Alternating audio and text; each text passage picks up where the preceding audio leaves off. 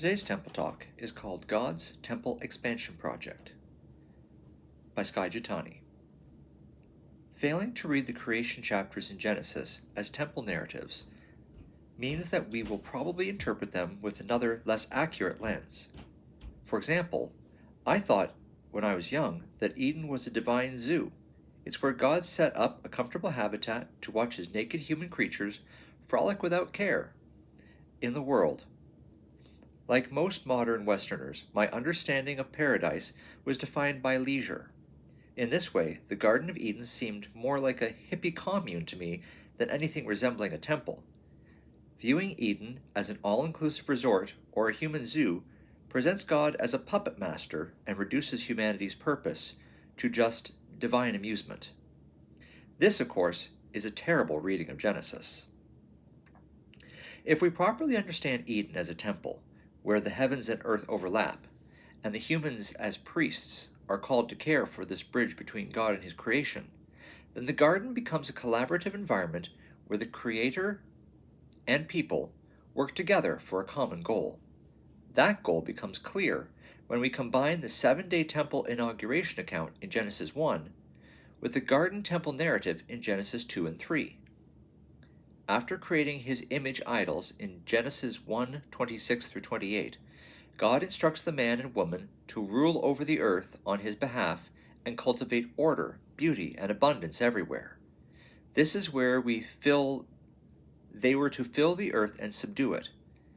This is the very first command given in the Bible. Theologians refer to this verse in Genesis 1 as the cultural mandate.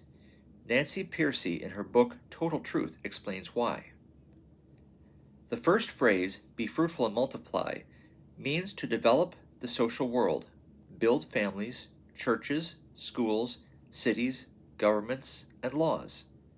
The second phrase, subdue the earth, means to harness the natural world, plant crops, build bridges, design computers, and compose music.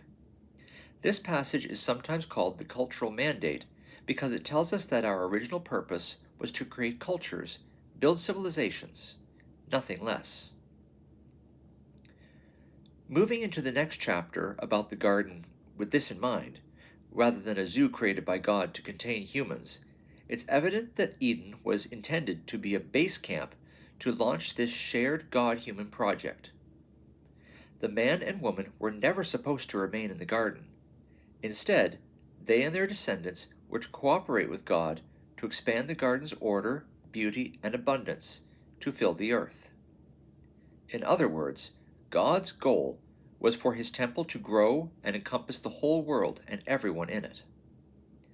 As we continue through the Bible, it's this temple expansion mission that will explain God's calling of Abraham and his descendants, the people of Israel, the arrival of Jesus, his death, resurrection, and ascension, the purpose of God's multi-ethnic community, the church, and the vision we see at the very end of the Bible with God dwelling with all his people in a renewed earth full of his glory. And more immediately, it will help us make sense of humanity's rebellion against God and their expulsion from the garden temple.